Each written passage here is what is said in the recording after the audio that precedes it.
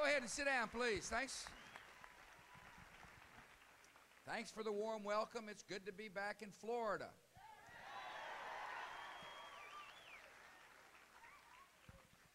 Looking for my little brother, but he didn't show.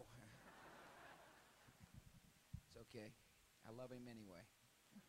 Plus, he's doing a great job as the governor. Thanks for coming today. This is my fifth stop after the State of the Union address to talk about important issues for our country. As you can see, I'm joined by some distinguished citizens who are going to share some of their thoughts about the Social Security system. That's what we're here to talk about. But before we get there, I do want to recognize some folks, and I've got some other things to say as well. First, I am really proud to have been met at the airport and have traveled over with two members of the Congress, starting first with United States Senator Mel Martinez.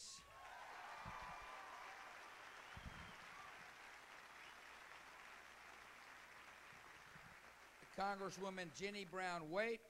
Thank you for coming, Jenny Brown. Congressman Adam Putnam.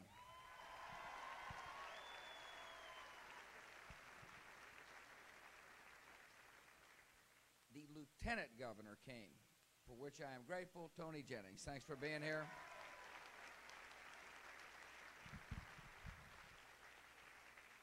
Margaret Goodson is with us today. Margaret, please stand up. I met Margaret at the base of Air Force One. Margaret is a volunteer for Meals on Wheels.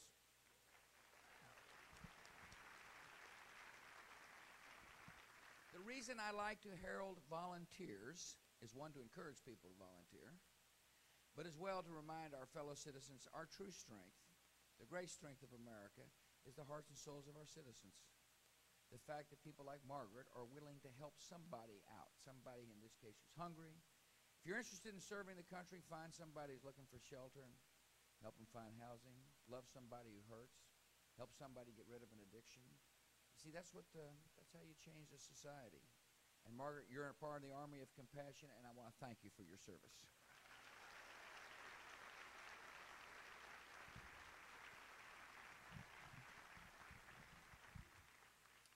We're headed toward peace, and that's important. We're still at war.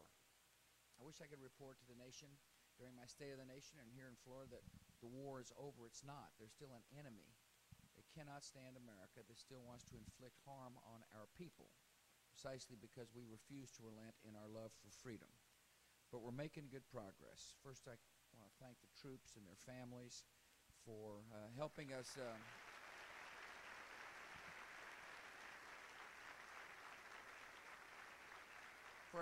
stay on the offensive against the terrorists and the haters. Every time a terrorist is brought to justice, our children and grandchildren are safer.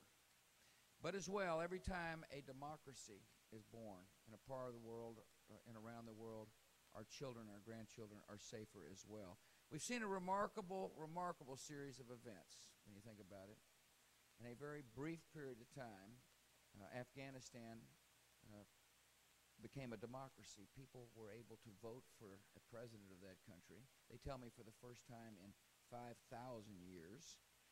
Millions of people showed up at the polls. The first voter was a woman who was not allowed to participate in democracy during the Taliban.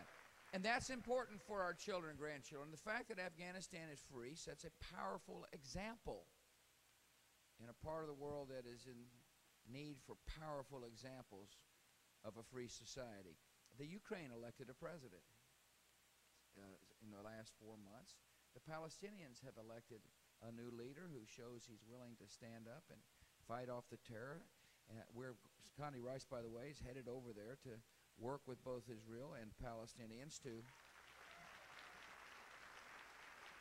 help Palestine develop a democracy. If you're interested in true peace in the Middle East like I am, I fully understand that for there to be true peace, the Palestinian people must be allowed to express themselves in the ballot box, give their opinions in the public square. There must be a free press. In other words, there must be a true democracy. in order for there to be peace in the Middle East. We're headed that way. And finally, as you know, last Sunday, the Iraqi citizens, in spite of threats and violence and beheadings and all kinds of horrible acts, went to the polls by the millions. They defied the few acts of the terrorists.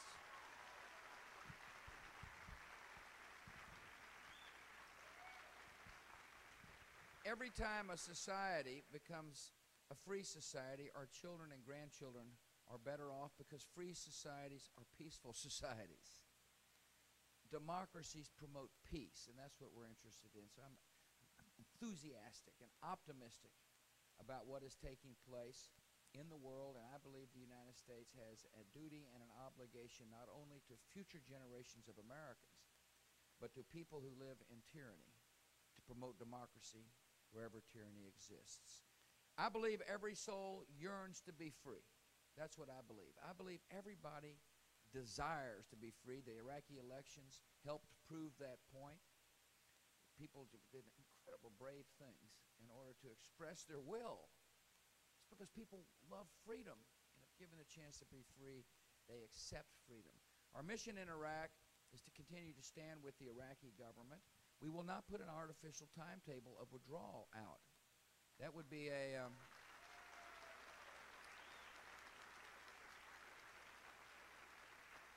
such a decision would embolden an enemy. It would send the wrong signal. Here's the game plan. The game plan is to stand with the Iraqis, is to train them better, is to give them a chain of command, is to work with their junior officers, so that the Iraqi units, which did very well on election day, have got what it takes to defend their own country. You see, this new democracy, like any new democracy, is going to want to defend itself. And people say, well, are you sure they want to defend themselves? I say absolutely. Look what they did on election day. If they're willing to defy the terrorists by going to a ballot box, they're willing to take the training necessary to defeat the terrorists where the terrorists exist. And when Iraqis are ready to defend themselves, our troops are coming home with the honor they've earned.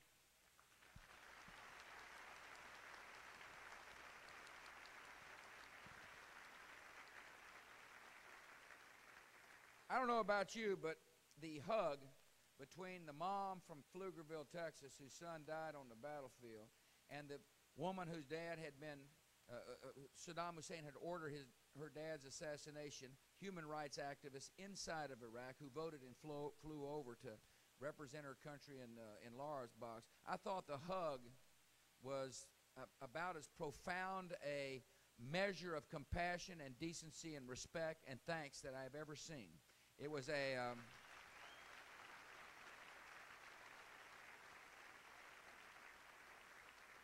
and for those of you who've got a loved one in the theater or has a loved one in the theater, you've got to know that the Iraqi people appreciate our sacrifices, and I believe generations of Americans to come will appreciate the fact that this generation not only stood strong in the face of a Saddam Hussein, but stuck it out and helped the Iraqi people develop a democracy. Democracies lead to peace.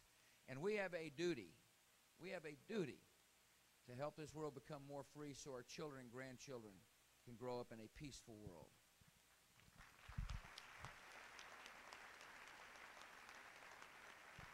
We have a duty to make sure there's a retirement system for our children, too.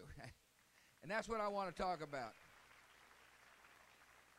First of all, it's pretty interesting we're talking about Social Security, isn't it? It used to be called the third rail of American politics. If you touched it, you would be shocked. Sometimes shocked out of politics. I campaigned on the issue because I thought it was important to do so. I also believe the role of a president is to confront problems, not to pass them on to a future president, future Congress, or a future generation. So the question you ask is, do we have a problem? Well, here it is. When Social Security was designed, the life expectancy was about 60 years old. In other words, you were expected to live that long. Today, life expectancy is 77 years old. In other words, people are living longer. Secondly, there is a group of folks fixing to retire, a big bulge of us. We're called the baby boomers. So not only are people living longer, But there's a whole bunch of people who are going to be living longer that are eligible for Social Security. Thirdly, benefits are going up dramatically. So you've got a lot of people living longer, getting greater with greater benefits promised. And what this chart will show you here is that you got fewer people paying in. In 1950, 16 workers were paying into the system to support one beneficiary. That obviously makes a system more affordable than one in which only 3.3 people are paying in per beneficiary. Fewer workers putting in money to pay for more workers who are living longer and getting more benefits. That is a problem. And it's a problem defined by that chart, which shows that in 2018, the Social Security system goes negative. More money going out to beneficiaries than coming in through payroll taxes. That's a fact. And every year thereafter, the gap grows wider. So to give you an example, in 2027, the system will be $200 billion short. In other words, they collect X amount of payroll taxes, but because baby boomers like me are living longer and have been promised greater benefits, we're $200 billion short that year. And the next year it's bigger than $200 billion. In 2037, it's like $300 billion. And finally, in 2037, it's $300 billion. And 2042, it's bust. Those are the facts. So I see a problem. And I think it's time to address it square on. That's why I spent a great deal of time in the State of the Union. Now, this is not a problem for people who have retired or near retired. This is not a problem for people who are now on Social Security or who were born before 1950. It is not a problem. I don't care what they tell you. I don't care what the brochures say. The Social Security Trust is sound and solvent for people who are counting on the checks today. And people are going to be counting on the checks who are near retired. Just the way it is. The problem exists for younger folks. The problem is younger folks are going to be coming up in a world where either you got to raise taxes dramatically, borrow significant amounts of money, slash government programs, slash benefits in order to make that red in that chart go away. And that's the dilemma we have right now. That's the problem those of us who are in Washington, D.C. must confront. Because every year you wait, the problem becomes worse for our kids. I think now is the time to take on the issue. And that's exactly what I intend to do. That's why I have been to 5 states since the State of the Union, and that's why I'm going to continue traveling our country, saying to the American people, here's the problem. And we'll have somebody else describe it as well.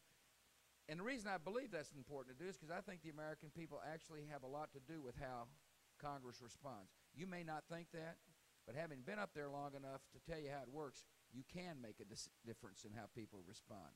Once people recognize there's a little bit of denial in Washington, I mean, they'll say there's not a problem. There's a fair number of people who say it isn't a problem. Now, if that's the prevailing view, nothing's going to happen. I fully recognize that. So step 1 is to say we have a problem, and step 2 is to start coming up with a solution, and I have a responsibility to be involved with that as well. One thing for a fellow to say you got a problem, you all go figure it out. That's not my style. My style is to say we've got a problem, and we're going to figure it out.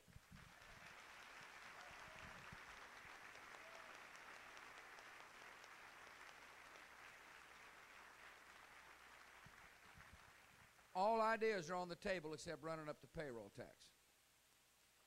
And I don't care whether it's a Democrat idea, Republican idea, independent idea. I'm interested in ideas. And so I'm going to say, like I have been saying before to the United States Congress, bring them up. Let's see what you think we ought to do to solve the problem, and I'll work with you. This is not one of these moments where, we're trying to gain political advantage. I think this has got to be a moment where people from both parties come together and say, here is a problem for generations. It's not a problem for just Republican youngsters. It's not a problem just for Democrat youngsters. It's a problem for every youngster coming up in America. And therefore, I want to work with members of the Congress. And so I said in my speech the other day, other people have had some good ideas. They're on the table. And if you want to lay one out, I promise you there won't be political retribution for having done so. Now, I've got some of my own ideas, and I want to share one idea with you, and we've got some panelists here that think it's a pretty good idea, too, and they're going to give you a different perspective, perhaps, than the one I give you. The way the system works is that you write a check. You don't write a check. They take it out of your check, a payroll tax, and it immediately goes to pay somebody's benefits. That's the way it works. It's a pay-as-you-go system, and we'll discuss that in a minute. What I think you ought to do is be able to take some of the money you're paying in and set up what's called a personal retirement account. First of all, there's a simple principle, and it's your money that's going into the Social Security Trust. You're working and you're paying the payroll taxes, and I think some of that money ought to go into a retirement account. And why that is important is because with a conservative mix of stocks and bonds, your money will be able to get a better rate of return than the money inside the Social Security Trust.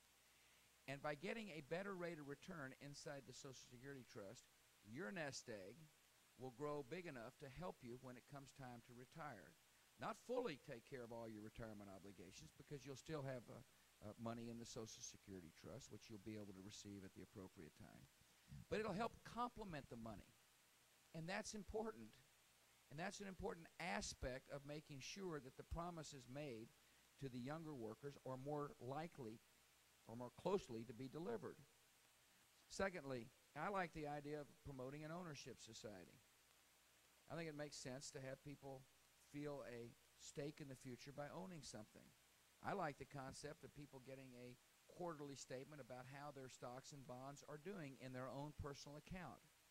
Thirdly, I like the idea of somebody being able to say, my money has grown to X, I'm not going to necessarily need it to retire, and I want to leave it to whomever I choose to leave it to. In other words, your asset, your decision as to who ends up with the money that you have saved.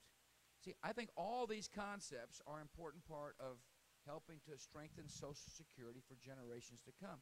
The most important aspect of which is that the money will earn a greater rate of return than that which is now being earned in the Social Security Trust. So a dollar will be a lot bigger when it comes time to retire than a dollar that had been kept in the trust. It's called the compounding rate of interest. Now, some of you are beginning to glaze over, I understand. Think about private property in an account that you can pass on to who you want that earns a better return than the current system, and you'll end up with more money. Now, there's some rules, and it's important for you to know the rules. One, you can't take your money that you've set aside in a personal account and go to the racetrack or take it to the lottery. You can't do that. There will be a prescribed mix of conservative stocks and bonds into which you can invest, similar to the employee thrift plan at the federal government level. See, this already exists, by the way. I haven't invented this. Federal employees now get to do that. They get to take a portion of their money and put it in a conservative mix of stocks and bonds, 5 different programs they get to choose from, so that they get a better rate on their money. Secondly, you can't pull it all out when it comes time to retire. You can't take it all and then go to the track. You're not allowed to do that. You can take it out, withdraw it in an orderly fashion so as it complements your Social Security check. And those are important things for people to understand.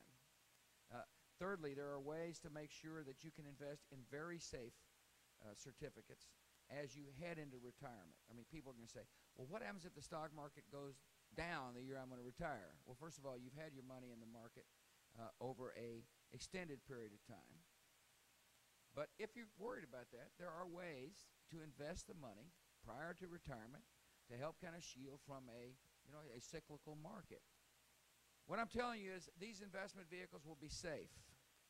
There's all kinds of rhetoric about, well, you're not going to let people gamble their money. Well, if things are done in a conservative fashion, you will be able to achieve the objective of getting a better rate of return on your money and have more money available for you on a retirement than if it had sat in the Social Security Trust. In other words, that money will grow better. It's very important for people to understand that there's going to be some tough decisions we have to make. And the purpose of personal accounts is not only more freedom, but it's to try to get your retirement nest egg close to that which has been promised. That's what we're talking about. Now, that's one idea. And I'm willing to debate it and campaign on it and talk to people about it. And I expect the Congress to take it seriously, just like I'll take every idea that they put out seriously. This is going to require a joint effort to get the job done. And I'm looking forward to working with these members. There's some sympathetic ears here, which I appreciate. Other members are watching very carefully. They're listening carefully. If you've got a concern about Social Security, you tell your people about it. Just let me remind you, if you're a senior, nothing changes. And if you're a youngster, I'd be knocking on the members of the Congress and the Senate's door to say, what are you going to do about that chart to make sure I can grow up in a... Ready to go? Olivia Mitchell's with us. Olivia, tell them what you do. Thank you, Mr. President. I teach pensions and Social Security at the Wharton School at the University of Pennsylvania, and I thank you because in the last couple of years, the students are finally sitting up and paying attention because of what's in this graph. The Social Security system does face substantial risk. It is not the rock-solid plan that many of you grew up with and believed in. We do need to do something. Within 13 years, the revenue that's coming in to pay the benefits won't be enough to pay the full benefits. And the red ink just keeps getting deeper after that. In fact, the actuaries have estimated that the unfunded liability totals $10 trillion. That's with a T, $10 trillion looking forward. And that, my view is that's a heck of a burden to put on our children and future generations. So we have to fix the system. It's absolutely imperative. I personally believe that personal retirement accounts will offer a real advantage within an overall reform scenario. We've got to get the young people investing. We've got to get them understanding they're saving for retirement. They need to diversify across all sorts of different assets. And at the end of the day, offering that asset which can be used as a bequest or that can be passed on in the event of a divorce will be very, very important. Yeah, it's a very important point you made. These private accounts, the private retirement accounts alone don't fix Social Security. They're a part of a larger solution. And that's what's important to know. It's just the fact that you can earn better rates of return within a private account that it makes it, that it helps mitigate the other changes in the system that will be necessary to eradicate the red ink. Absolutely right. Well, thanks for coming. Gosh, you know, it's interesting. Well, anyway, I find it interesting that younger people are now paying attention to the issue. That's important. See, when the word gets out to the Congress, they say, there's a lot of young folks who are saying, I don't think I'm ever going to see a dime unless Congress acts. That'll get people acting because there's a lot of young folks. The key is to make sure our seniors fully understand that they're not going to see anything change. Dwight Dillard, right here. You worked most of your life, haven't you? Yes, sir, I have. From where initially? Initially in the Midwest. There you go. Lee Summit. Been there? Lee Summit, Missouri. Yes, Fine place, yes. by the way. Went to Lee Summit High School. I didn't attend Lee Summit High School. I actually gave a speech at Lee Summit High School. Yes, and your father did too. Yes, he which did. I Well, attended, yes. ever since the Adams boys went to Lee Summit, there hadn't been a father and son president team go. You know. No.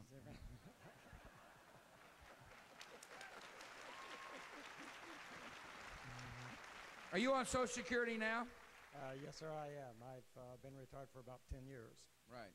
So he's receiving Social Security. Dwight, when we visited back there, he just wanted to make sure the Social Security system stayed the same for him. If you're on Social Security today, you're not interested in somebody coming along and saying, let's just change the rules. And that's not happening. I hope you understand that. Yes, I do. Good. I understand it completely, and my worry is for my children and grandchildren. Right. That's my concern. That ought to be the concern of every grandparent and parent when you start thinking about the facts. 200 billion in 2027, bigger the next year, bigger the next year, bigger the next year, and bust in 2042.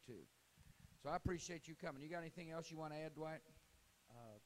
No, sir, I think not, other than I think it should be acted on the sooner the better. By the way, Dwight worked at Sheet Metal Local Number 2 Union. This is what we're talking about here is we're talking about a plan for everybody. This isn't just a management plan. This is a everybody plan. This is an idea that we all got to come together, whether you're union or management, Republican or Democrat. People from all walks of life must put their minds together to get something done.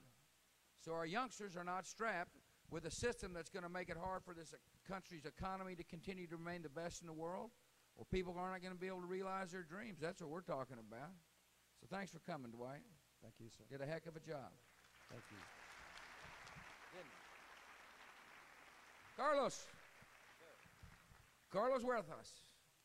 Bienvenidos. Gracias. Why were you interested in joining us? First of all, let's talk about your family. Well, Father? Yeah, I got my father and my mother still alive, thanks to Good. God.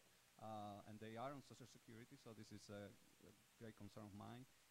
I got my wife, Dolly, out there. Dolly, ¿A dónde? raise your hand. Ah. And my son has been with the camera. Oh, yeah. And Celeste. Hi, Celeste. And, of course, Carla is not here. She's in college at FIU. Yeah, good, thanks. You know, they said you told me you were a grandfather. Yes, I am. I got a 4-year-old grandson who has beer son, and his name is Emmanuel. Very good. And so tell me about, let's see, what do you do for a living? I'm a support engineer for a company that manufactures electronic laboratory equipment. Good, yeah. How's business? It's good. Actually, it's a very good company. It's good to hear. It's nice to hear, isn't it? Actually, speaking about business, we had some good news today. The national unemployment rate dropped to 5.2%, and 146,000 jobs were added in January. Right. That's good. That's very good. Keep going. You're planning for your retirement, although you're awfully young. Right. This is being a big concern of ours, my wife and myself. We really don't have much confidence on the Social Security system as is now. And so I am fortunate to work for this company where I can invest on the 401k plan Right. and on the stock purchase plan. Plus, we bought an IRA because, we were very concerned that the funds will not be there when we retire. But we were much more concerned about the Social Security not being there at all for our children and their children. Yeah. See, it's an interesting thing in it, what he's saying. First of all, he says he's got a 401k. When I was coming up, those are three numbers and one letter in the alphabet. I mean, no one knew what it meant, 401k. There's a different mentality amongst younger folks in America. 401k means it's a plan that he owns and he manages. That's how the retirement system works. He gets the statements. Right. He sees the mix of stocks and bonds grow. I presume it's been growing. Yes, it has. And the thing I like about the proposed reforms to the Social Security is that just like I do on the 401k, I can invest in the market where I get a better return. Plus, I can keep control of my finances just like I like it. Yeah. See, people say, well, I wonder if I can do that. In the employee thrift plan, you've got 5 plans to choose from. I mean, we're not talking about, needing to become a great financial analyst in order to make decisions. These are decisions that are common sense decisions that anybody can do over with a little confidence. And you might explain to people how easy it is in a 401k to make rational decisions for your own money. Right. I mean, normally there's a manager, right, that is a finance manager that controls the funds, and all you need to do is decide how much money you want to put on each account. And of course, there's always a choice of whether you are younger, you usually put more money on the risky finances and less money on the other one. When you are older, like I'm getting, I will put less money on those risky. I wish I was your old. So anyway, it's pretty simple. I mean, there's obviously a lot of funds out there, but my understanding is that in this reform, there's going to be just a few of them. Yeah, just a few choices to choose from, and no high flyers, reasonably managed risk, and that's important for people to know. Thanks for coming, Carlos. You did a fine job. My there. pleasure. Yeah. Looking forward to meeting your wife, sons, and daughter. Jennifer. Jennifer's got the hardest job in America. She's a single mom. Well, thank you. Thank you. All right, Jennifer, what do you do? What do I do? Besides raising my 2 lovely children, which, again, like you said, it is the hardest job, the most challenging job, but the job I really, truly love. I'm actually a pharmacist, and I currently work for a major chain. And what I do is I manage 30 of their stores. So you're a manager. Yes, so being a mom was a great training ground for this corporate job, you know. Taught me about multitasking. Very good. Nice long word, multitasking. Very good. Inject a little intellectual strength there in this There you go. conversation. Corporate talk. That's right, it is. All right, tell me what your concerns are Well, you know, on the last Social year. Security fund. Yes. First of all, I want to commend you for taking on this monstrous task. I think no matter what our age or social economic background, there's so many concerns out there. And all of us, I believe, feel that some kind of change is not only necessary, it's inevitable. So I'm glad that you're taking on Thank you. this thing. Thanks. You're doing great. Yeah, and I also want to thank you for giving me this opportunity to be a voice for all the single moms out there, because we certainly face some unique challenges. But one of the things I want to tell you about, which I'm really happy with the plan that you're offering, last year I was involved in a pretty serious accident, and I was very fortunate to come out of it with very few injuries. But it caused me to reflect on my life and see where I was at, and get my financial house together. And what I realized, well, so for the first time, I looked at my Social Security statement, and I was both amazed and concerned when what I saw. I was amazed by what I'd contributed over the 20-year career that I'd had. But my concern was, if I died in that accident, my daughter, who's now 17, just facing college tuition, would not have really benefited from the plan once she turned 19, when she really would have needed it. Yeah, it's an interesting point. I don't mean to interrupt you, but it's a great point. If you put a lot of money in the system and you die early, and your child is over a certain age, that asset of yours goes to somebody else. That's the way the system works. In other words, you have nothing left over under the current system. That's what you're saying. Absolutely. From what I've read, these personal retirement accounts, whatever's in there, will go onto your estate and to its heirs. Absolutely. So I think for single moms out there who have to help fund their kids' college education, if they were to pass on, at least there would be something there for the children. Precisely. The point is that, as Jennifer has mentioned, it's her money that she has been paying in, but yet there's nothing there to give. And there's something, I think, one can achieve peace of mind by having little assets that you call your own, that you can pass on. And that's one of the interesting aspects of a personal account.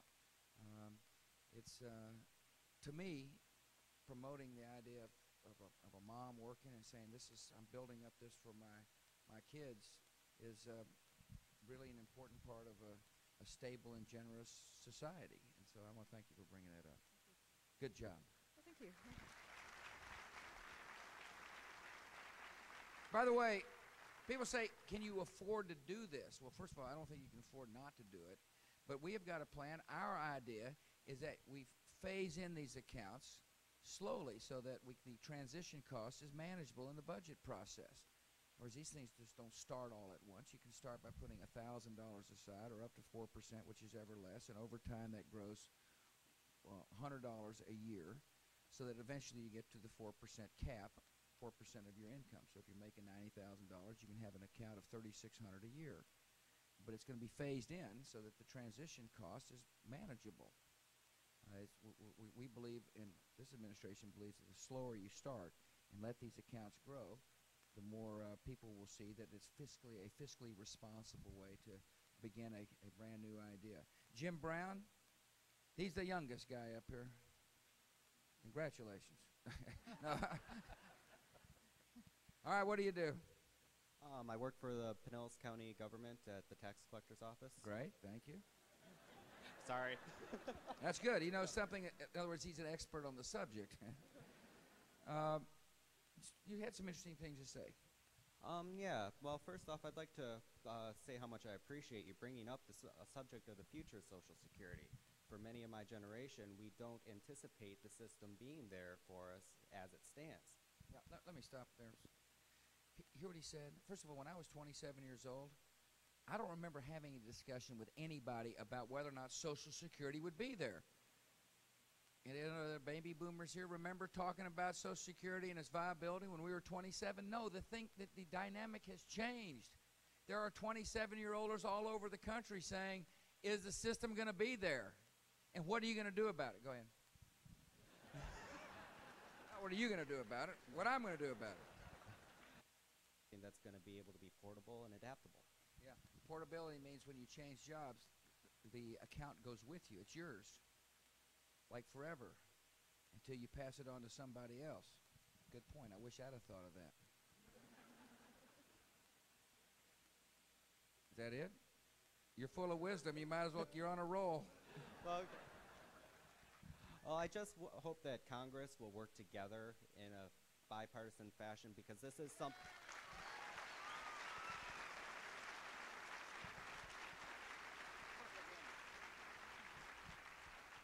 Well, this is something that is not going to be anything that's going to disappear anywhere in the near future. Well, actually, the way it stands, it just might. Yeah. But no, it won't disappear in the future But because there's still going to be liabilities. People are still going to want the checks that the government's promised. The problem won't go away. It just gets worse. That's exactly right. When you're getting your check and the government says they're going to give you one, you expect it. And so as this thing gets redder and redder and redder, the measures become more and more draconian to make sure we fulfill the obligations. It's not going away. You're right. It's not. I mean, bankrupt doesn't mean it disappears. Bankrupt means it's just flat broke. And it means we're going to have to do something dramatic to fix it. And now's the time to get after it. Listen, a good presentation by all the people up here. I hope this helped you understand that this is, it's one thing for me to come and kind of opine. It's another thing for people who've thought about the issue to give you their opinions. And there's a lot of people like them all over the country who are concerned enough to come on a stage, by the way, in front of all these cameras and express their opinions. And I want to thank you all for doing it. I'll answer some questions if you got time. Let me answer some questions, and we'll get out of here. Good. Thank you. You got the best view in the house. Any questions? Yes, sir.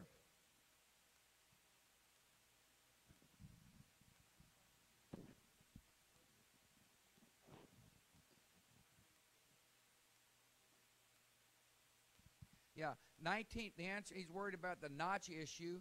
We don't think that's going to be an issue. Before 1950, everything stays the same.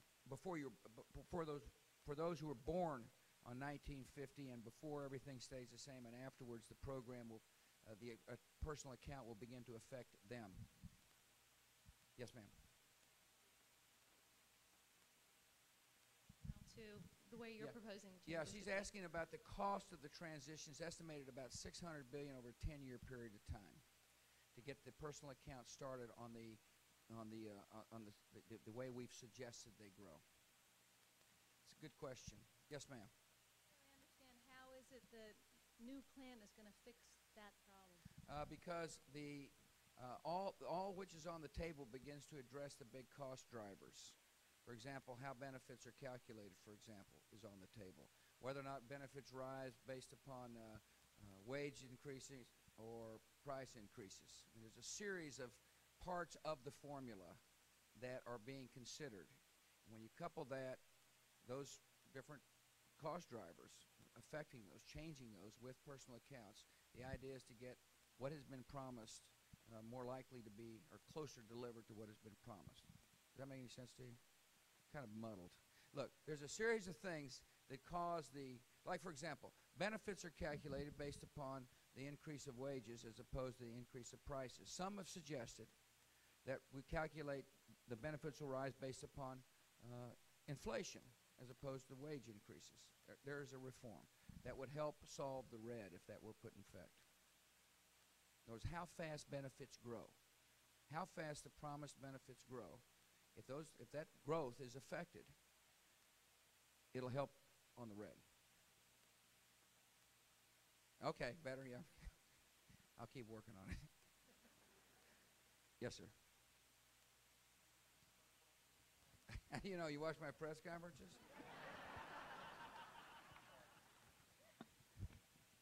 Please don't encourage him. I've heard this is going to be a volunteer Yes, personal it is. account. And also, would a employee or a worker be able to go above and beyond what the government's going to require if we decide to enter the plan? Yeah, interesting question. You can through an IRA, for example. I can't answer that aspect. What he's saying is that if he has a personal account, can he contribute more beyond that which is being contributed through a part of his payroll taxes. I would think so, yeah, but I'm not sure.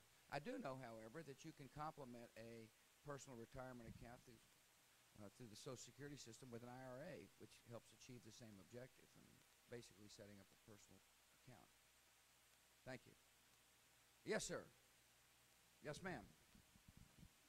First of all, I'd like to say that I'm a volunteer, one of your very loyal and dedicated volunteers from Plant City, Well, thank you. and I'm very I'm very happy to have you as a president.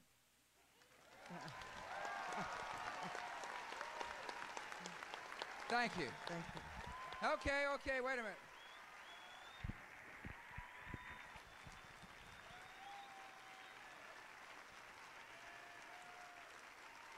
Thank you very much.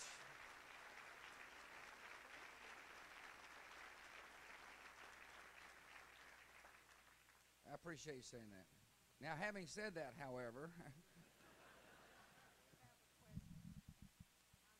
On Social Security, right. and I'm disabled, and I just wondered if there's going to be an intensified program into some of the disability benefits that they have now. No. Okay? Whatever program that you put out for Social Security, I'm fully behind it. You have my support. Thank you, ma'am. I appreciate that. Yes, ma'am. Her question was, see, there is a Social Security benefit as a part of, there's a disability benefit as a part of Social Security. It won't change. We're talking about the retirement aspect of Social Security. Yes, ma'am. Will this help me when I grow up? That's a loaded question. Yes. It's, yeah, I mean, that's the fundamental reason we're here, is that the system isn't going to be worth a darn unless we do something about it now. Thank you for asking that question. Yes, ma'am. President Bush, welcome to Tampa. We're so happy you're Nice here. to be back. Thank you. It's good to see my friend, the former Mayor Martinez, here. Yes, we're so excited about Senator Martinez. Well, the other Martinez. I'm talking about the I'm sorry. Yeah. My bad. Excuse former me. Governor Martinez. Can I make a suggestion as well as ask a question? You can do anything you Okay. want now that you got the mic. Okay. Well, I think you'll like this. A simple suggestion regarding the flexible spending account. My suggestion is to encourage Congress to quickly get rid of the use it or lose it law, which will also supplement the help with the Social Security. And then my question is, for the 3 or 4 options that will be available, will those options be federally run options, or will they be from like commercial providers, say like Fidelity Investments, No, that's a great and so forth question. and so on? They'll be from providers. We don't want the federal government making stocks and bond decisions. It's a it'll be private sector.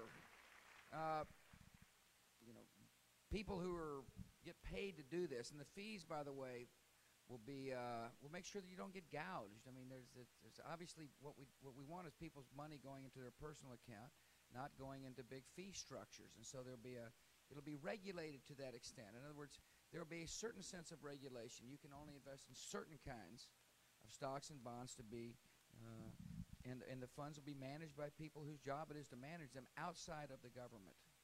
Let's see here. Yes, sir. Thank you, sir.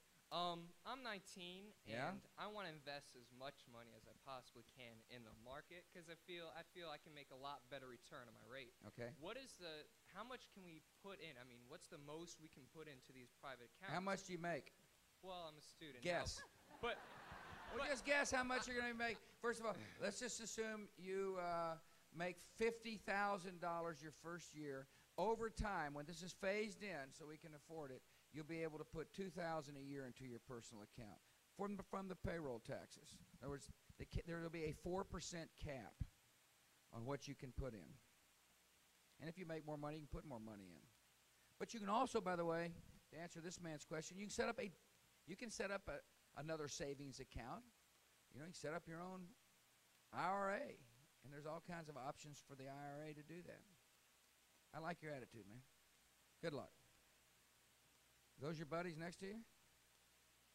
Yes, madam. Okay. Would you recommend I call on them? All right, fine. Yes, sir. Either one. Both. Hi, I'm a high school student. I'm just wondering, is there anything I can do to prepare for this new Social Security reform when I grow up? Yeah, it is. That's a good question. You know, one of the issues is financial literacy, is to pay attention to what it means, how stocks and bonds work, the compounding rate of interest. That's a very good question. A lot of people, when you say, you know, the interest grows at a certain, over time at a certain rate, people are not really sure what we're talking about. And I think the idea of becoming more literate in financial matters is a smart idea. I also, the fact that you're here and paying attention to the issue, this is a political issue. This is an issue that is going to require, you know, Congress moving on. And sometimes it requires the people expressing their desires to get Congress moving on the issue. And I want to thank you for coming and paying it. I'm not so sure when I was your age I'd have showed up and heard some old guy talking about an issue like that. Yes, sir. Thank you, Mr. President. Firstly, I'd like to say something that just resonated with me, in that my generation doesn't believe that it will be there in its current form. I strongly believe that. I don't believe the system will be there for me. I'm 28 years old. Yeah. Two quick questions. Well, there's one thing on that. That's what's changed in the debate. That's what gives me confidence that people who have been elected can stand up and be rewarded for taking on the issue, not punished. Because there are thousands of people like him who say, I don't think I'm ever going to see anything, and what are you going to do about it? Particularly once our seniors are convinced nothing is going to change. And that is a very important point. And, you know, go ahead. My question is, first of all, how do you prevent agendas from getting into the investment choices that we'll have? Yeah. And two, what can I do to help you? Well, I appreciate that. You can, well, you can start by writing your senators. One of them's sitting right here. I know he agrees with what we're doing. Yeah, no, he's in good shape. Well, I'm not picking on anybody. Just there's two of them, and here's one. You can just verbalize with one. No, look, you know, it's a very interesting question. What can you do to stop agendas? I'm not exactly. I'll try to read what you mean into that question. It also kind of teams up with this woman's question here about, will government be kind of getting people to make certain kinds of investments? And the answer is no. Government's job is to make sure that the risk portfolio, in other words, the mix of investments, is suited to getting a good return at lower risk. But government's job is not to try to steer you to one industry or another. I mean, we don't want government, you know, making investment decisions on behalf of the American people. We want American people with good advisors making investment decisions. And that's a good question. The government's role is to set the guidelines. In other words, you know, there'll be, and we do this. I mean, the thrift savings account, if anybody works for the federal government as an investor in the thrift savings account, you know what I mean. There's a series of 5 different programs that you can choose from that have been, you know, obviously carefully screened, and it combines a mix of stocks and bonds so that, like a 401k, you can, you know, have higher risk portfolio the younger you are, if you feel like it, and a lower risk portfolio with a lower rate of return the older you get. And there's people who are expert at managing this in the private sector. Listen, I could stand here all day long answering questions, but I'm not, because I've got to go back and have dinner with First Lady Laura Bush, and I can't wait. Thank you all for coming.